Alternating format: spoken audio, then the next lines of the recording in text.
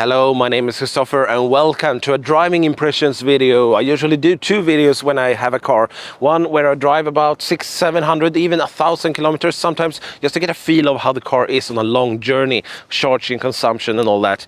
And then another video where I take a look at more of the inside and compartment and all that. And this is a driving impressions video with the new Skoda Enyaq RS Coupe. I said new because this is the new 2024 model with the new engines and the new 4.0 software. And the new engines in this one is 250 kilowatt with 340 horsepower.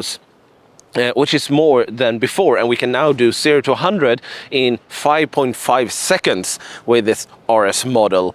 This is not the case with the non-RS models of the Enyaq four-wheel drive, but if you have the RS you want a bit more power. The Mamba green here color is the standard on the RS models. You can think whatever. There's also a red one. I think I would go for the green one just because it sticks out so much more. The battery in the car is still the same, 82 kilowatt hours with 77 kilowatt hours net capacity. And the WLTP range on this car has increased to 539 kilometers because of the new engines in the car. But we also have the new software. And why is that important? It is important because now we can preheat the battery for charging, which we couldn't do before. And this car can also do 175 kilowatt charging speed at supported chargers, of course. And I really hope we can see that today. It would be really nice. The Volkswagen Group has had a bit of a problem when it comes to preheating, and especially here in the Nordics where it's cold in the winter, and right now it's about 0 degrees, which is kind of warm. The weather channels have said it should be about 2+ today, so let's go for that. But then when you do a long journey in this temperature, preheating the battery for charging is really nice, because otherwise it will take a long time to charge. So I hope we will not have to wait that long today. 10 to 80 should be around 28 minutes. We'll see more about that. So I think we better jump in the car and start the navigation. Welcome inside to the Skoda Enyaq now, and here is the new 4.0 software, and I really like this. It's so much easier to use than before. You can just see on the map here, and as you can also see on the map, I've also planned a navigation already. And if we take this up, I'm sorry it's in Swedish, but I'm sure you can understand it anyway.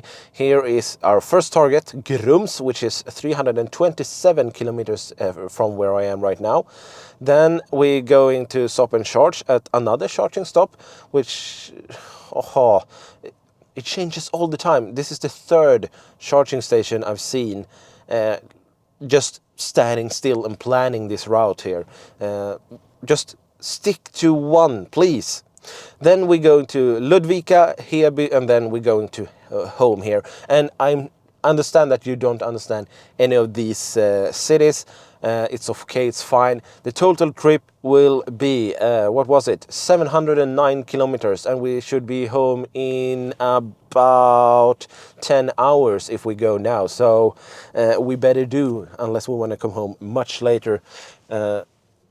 I have resetted the trip here, and I have 99% in the battery. I live just 200-300 meters away from here, so we are going to make the last charge at home. I've also charged this car at home, and basically just gone to a parking lot here to start the recording. So now when we were ready to go, let's do that. And we still have a headed-up display. That's good, because it's not every time we have that. The car has seems to remove it sometimes. I think it's a bug in the 4.0 software. Let's just center this one, and we're ready to go.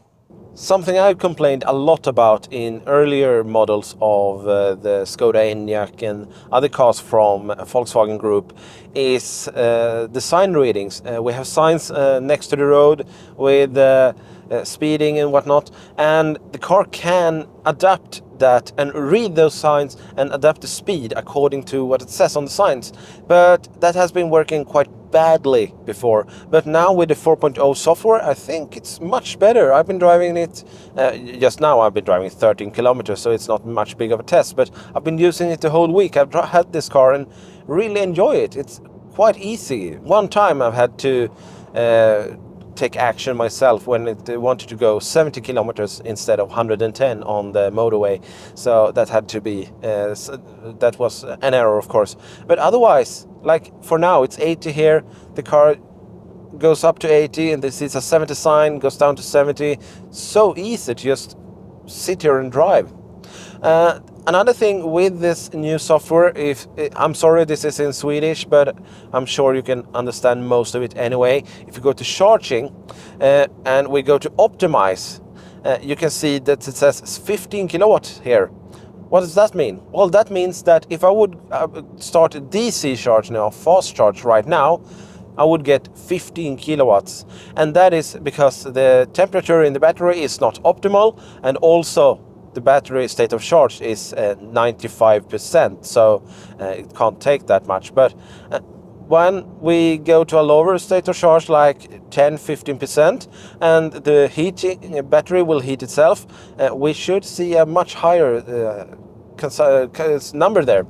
And there's also a button here to manually turn on the preheating of the battery, which is also very good, because let's say that you're going to navigate to somewhere where you know there is a fast charger, but the navigation doesn't know that. Then you can manually turn on the battery preheating and still get a good speed of the charger when you get there. And otherwise it works like this, that you have a route plan, which I do here. The car has planned my charging stop for me, and when we are close to the charging, the car will preheat the battery automatically, so I don't have to take care of that. But there are options sometimes when you need to take action, and then the car can do it for you. That's something I really like. And you can also do it manually. So this seems to be a good upgrade, this. Oh, I thought Polestar 2. We have a lot of Polestar 2s here in Sweden. For obvious reasons, maybe. I'm currently driving through a bigger construction site, and then the lane assist and all that can be a bit fussy when it's not real road and all that. And the Skoda has quite an easy way to turn off the lane assist. We press that one and we press OK, and now it's turned off. Now I also have pilot assist turned on at the moment. I can turn it off like this, and now I'm in control of the steering of the car. And I really like how the lane assist is easy to turn off using the screen here. It's something that I really appreciate. You know, some car models can really build it into the car's systems, and you have to really go through a lot of menus. Here Skoda has just put it on the top of the screen. Here it is if you really want it. Thank you. That's nice of you. I have been driving 105 kilometers so far with 68% in battery, down from 99 or 100. We have a consumption of 22.9 kilowatt hours per 100 kilometers. So it's going well, I think. We have 204 kilometers left to the charger. It's quite wet on the roads today, which means I'm using my windscreen wipers a lot. And that is a problem in this Skoda, because it's not very good. If I make this, and you will see, I hope you will see, otherwise I can tell you because it's quite clear now. It's still dirty there, and we have parts here, we have parts over there that's still dirty after wiping. And the windscreen wipers are quite bad. I feel they are not as good as they could have been. Is this some part of Volkswagen's strategy to make people go to a service station and buy new ones, because that is not cheap? Or is they just this bad, the original windscreen wipers? This car has had, I think it had been going like 1200 kilometers, when I went from Uppsala this morning, and we have been going 142 now, so plus that. So it's a brand new car with this bad wipers. Why? Why do you put on these pads? Really don't understand it. Also got a message here saying that I need to refill the washer fluid also as well. So apparently they don't fill up that to the max. That was a bunch of Volvos, maybe one of mine. Mine is still not in this city, so I'm still waiting for it. 1 or 2 weeks away. I've ordered an EX30 for those who didn't know. One thing that is really good, however, is the travel assist, and that is the steering assist systems we have in this car. On roads like this with big motorways with good lines next to them, and car does a very good job identifying these lines and keeping the car in the middle of the road. I really enjoy using the travel assist system.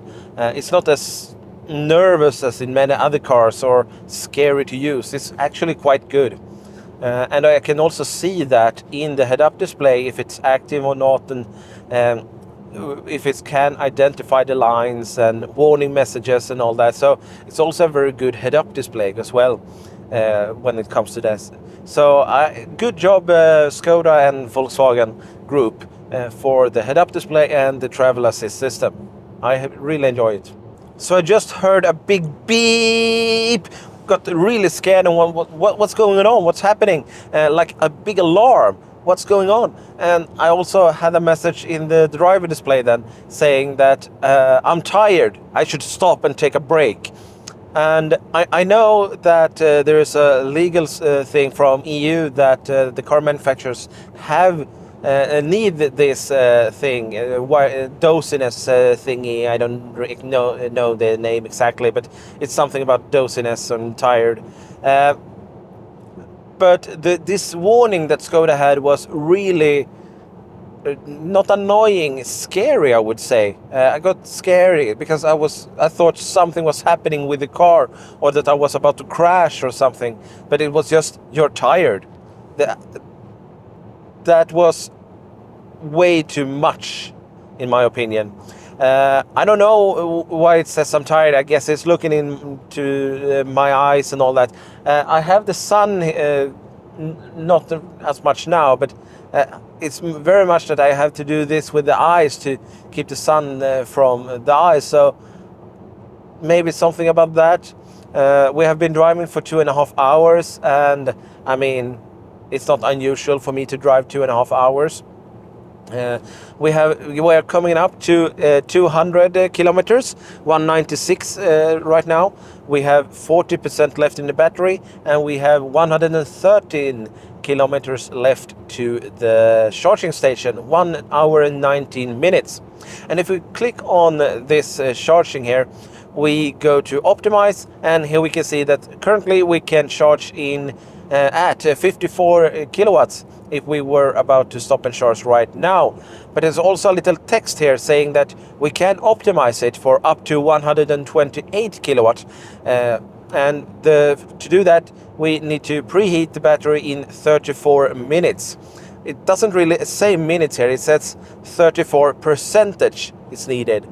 So I guess there's some form of typo here where it should say minutes, but or maybe the hour, letter H for hour, but instead there is a percentage symbol here. So it looks like I will need 0.34% to optimize the battery, when I really need 34 minutes to optimize the battery. I guess that will be fixed in a later update, but it will be interesting to see how much this is working when we are closer to the charging station. Like I said, we still have 1 hour and 18 minutes left to go. Oh, now I'm here. Super weird, because just up there I see the Tesla superchargers. There were 10 cars in queue for that. I can show you some images of that. And there was also one car that had gone beside the road, as you can see. But just a couple of 100 meters, here are other charging stops. And I really hope these are working, because I have like 6%. And it's really weird if there are 10 cars waiting over there when you have chargers here. That was not being used at all. I'm alone here. There's no one here. And I've been here for almost like 5 minutes now, preparing video and stuff. No one has come. It's totally dead out here. But there are 10 people, 10 cars waiting. Just 100 meters to there. Super weird. Yes, so I will see if this is working before I laugh. Wow, it started charging. They take 5 kronor per kilowatt hour here. And I no idea what the speed of this one is, but I'm currently charging in 157 kilowatt, 178, 58. I will change the camera view for you. So I hope you see something on the screen right now. We are charging in 161 kilowatt, and we have already 8% down from 6. No, I want to see more. And the 2.5 kilowatt hours entered. Wow! And this is cheaper than going to Tesla up there for me that doesn't have a Tesla. And there were people in the queue that didn't have Teslas either. My God, I'm gonna go up and laugh at them. So of course everything was going to shit. I went to 29% and the charging stopped. And I think that is when he connected his car, because there was another Tesla that came here. And now my car refused to take charge. None of our cars are charging, and none of us can start to charge, and everything just went to shit basically. It's so annoying. Why he keeps trying again and again and again. At least I got to 29%, but really, I'm so tired of this. I'm thinking if I should just go back to Karlstad where there are more chargers and just take one that I know what will work, because this doesn't seem to be working anymore. At least I didn't have to stay in a 10 car queue, but apparently I left too early. It's hard to be an EV owner sometimes. So I made one more try, and now it actually seems like I am able to charge 172 kilowatt hour right now, and the other car is also charging. So right now it seems that both of our cars can charge, and it seems to be working as intended. But it took 4 or 5 tries, and really shouldn't take this long just to charge. It's annoying when that happens, but since there is really nothing around here, I think I will have to wait here and then find some place to eat after I have charged. There is a place up there somewhere, but those chargers are of course taken already, and there were queues to them. So I think I'm staying here where I can get to full speed and eat later then. Now I'm leaving the charging station with 74% in the battery. I have navigated to Ludvika and then to Heby and then home to Uppsala to take another road and not just go on the motorway home now. There was something I was supposed to say. It was a bit hard to get the charging started, but once that was done, we could finally be ready and up and running. And you can see here how the charger, there's also Volvo in the ditch there. Super weird. Everything about this is super weird when there are chargers just a couple of 100 meters down below. 1, 2, 3, 4. This is, yeah, there's not much to say. Terrible, but I'm not part of that. And also the Tesla that came after me, I charge faster than the Tesla Model 3, so that's not many Enyaq owners can say that they charge faster than a Tesla. I can say that now because I drive the 2024 model of the Skoda Enyaq RS Coupe. Let's go home now. So before it gets dark, I thought we could talk a little bit more about the actual car itself. And I must say that these new motors that we have, really like them. They feel very comfortable and linear and very smooth, I think I would say. I think I would call them. I didn't find the old motors really bad either. But compared to many other car models and car manufacturers, I think Volkswagen has done a really good job with these ones, and to really calibrate the gas pedal as well, or whatever you call it nowadays, to be very progressive and linear. It's really nice to drive this car. Also, when we're talking about driving this car, we come to the sport mode and comfort mode and all that, which we have here. Doesn't really matter that much. I mean, you get a bit more effect when you go into sport mode, but the chassis itself is still sports chassis. It will not adapt because I don't have this option on this car. But there is an option, if you want to do that, where you can have an adaptive chassis, which means that when you go into sport mode, the chassis will be stiffer and will be more towards driving the actual car instead of comfort mode, where it will be more like just driving the car or riding the car maybe. This one will always have the same settings for the chassis, which is a sports chassis, couple millimeters lower than other chassis from Volkswagen, as well as a bit stiffer suspension. And you can really feel that when you drive these kinds of roads, which we have here in Sweden now in February. They are quite bad and there's a lot of ice on them, even though today it's plus, so they are melting. But you really feel the bumps in the road with this suspension. And to be honest, when you buy an RS model, you should expect a bumpy ride. I mean, you don't get an RS model and then complain about the comfort is not good enough, at least in my mind.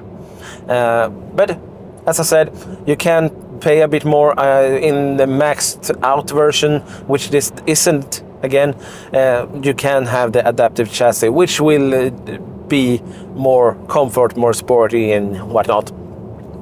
Also, the shares here, I really like them.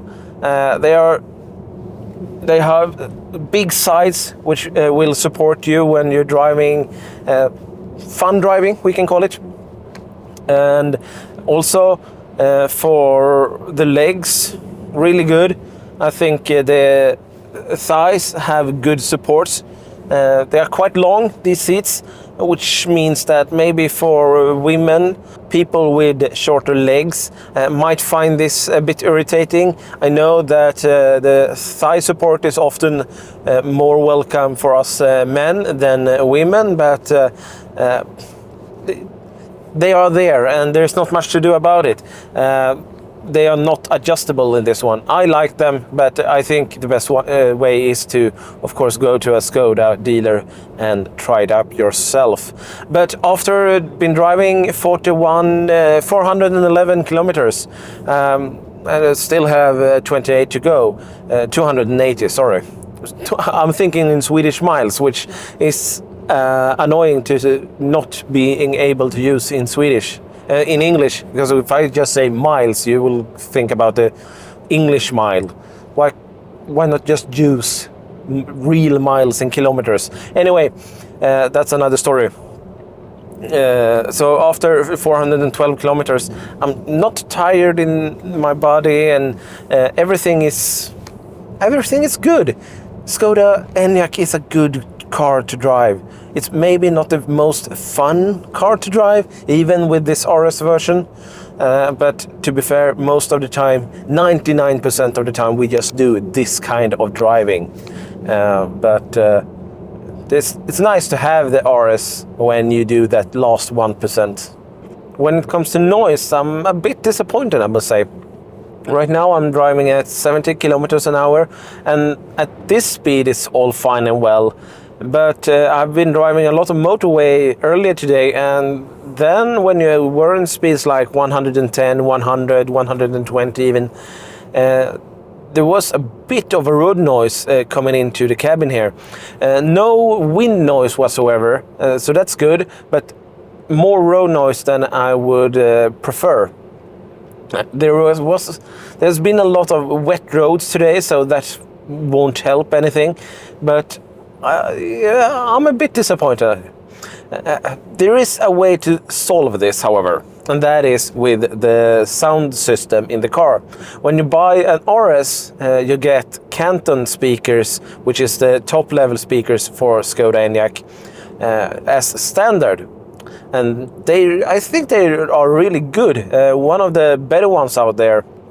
Not at all close to like Tesla, but if we compare it to something like Neo, which has, I must say, they have more cleaner sound, but the Canton speakers in the Skoda Enyaq can play much louder, and you can really turn up the volume a lot. And I've been listening to some Armin von Buuren and that kind of music right now, and working very well with the Canton speakers in the car, so that helps.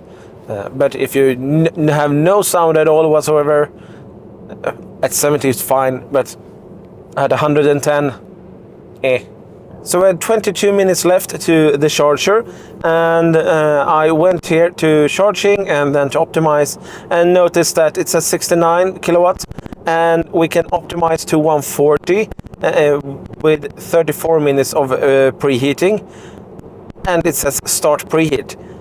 Why do I have to do that manually? Why can't it just do it automatically? That's what I thought it was supposed to do. Now, if I have to do it, it takes away a lot of the easiness in the system. Is it just because I'm navigating to a Tesla supercharger? I mean, it's still a short. Whoa! Now the car just right before cameras, a 70 camera, the car just, oh, it's 90. Woohoo! That was really bad. So much happening going right now. I was complaining about the system not preheating automatically, which it should, in my opinion, since it knows we are about to charge. And then it just decided to go up to 90 just before a camera. That could have cost me a lot of money. But now we're back, we're fine. We have 21 minutes left to the Tesla supercharger. We'll see how much we will be able to charge. How much high speed we will be able to charge. So I've been standing here for a couple of minutes now. It started at 150, then it went up to 172, which was nice. And I don't know how much we're charging right now. We're charging at 117 kilowatts. That's nice. We have 58%, and we can go 262 kilometers according to the car, and we have 181 kilometers home, which means that we are ready to go. It says we need to charge for 0 minutes here, which means that we should be able to just go. I will wait to like 60 or something. I need to change microphone in the camera, so I just do that and then we're ready to go. So now we are on the road again, and we have charged to 63%. You can see a summary of the charging stop down below, hopefully. We have 181 kilometers home, and we can go 285 kilometers according to the car. So that's a math that will work. So let's put that to the test. Now I'm back here in Uppsala, and I've just parked in my garage here. We have gone 693 kilometers, and we have a consumption of 20.7 kilowatt hours per 100 kilometers, and we have 19% left in the battery. I think it was pretty good run. 20.7 kilowatt hours per 100 kilometers.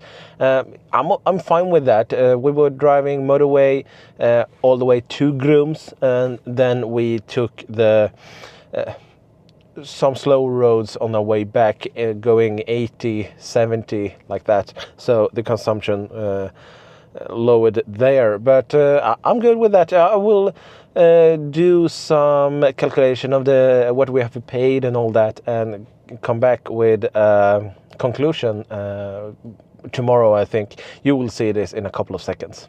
It's a bit shameful that the first charging stop didn't work as expected. I had to stay there for about 50 minutes instead of just 30 minutes, which I had planned. Taking a look at the whole trip, I paid about, I have converted it from Swedish crowns to euros now. I paid 45 euros and 25 cents for the whole trip, and that gives me a cost of 65 euro cents per 10 kilometers. And you can also see that I say 0 for home charging, which, thank you for that, which isn't really true either, because what I have at home, I live in an apartment, and my neighborhood here where I live, we pay a fixed price every month, and we are able to charge how much we want. So the cost I have entered in this Excel sheet is the cost that I had to pay for this trip. Even if I didn't do this trip, I would still pay the fixed price. So I take that out of the equation, and then I enter how many kilowatt hours I've charged instead, so you can make your own calculation at home what it would cost you. But this is what it did cost me.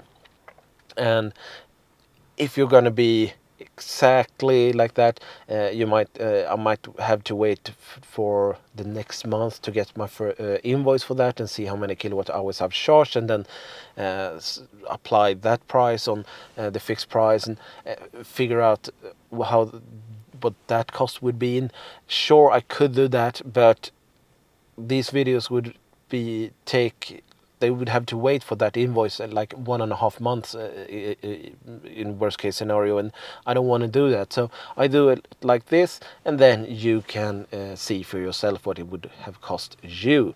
So that's how it is. Live with it. That's what I do. I really like this car, the Skoda Enyaq RS.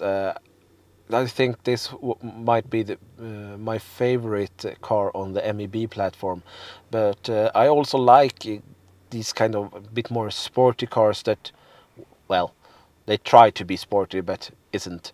But I also will drive some other MEB platform cars later. Like right now I'm sitting in the Volkswagen ID.7. If you want to see more of that, you have to subscribe to this channel. And also I will do many other Volvo EX30 videos coming up soon. My car got delayed for about 2 weeks, but soon TM. I think it's Blizzard that says soon TM.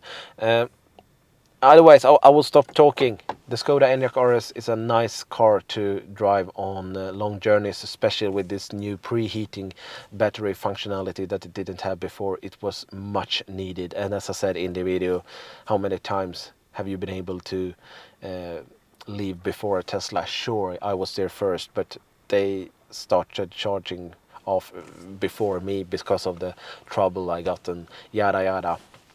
Anyways, good with the preheating software. It was a really needed welcome to 2024 MEB platform. If you want to see more of the Skoda Enyaq RS, make sure to subscribe. If you want to see more of other cars, electric cars, make sure to subscribe. Otherwise, I'll see you in another video. Have a nice day.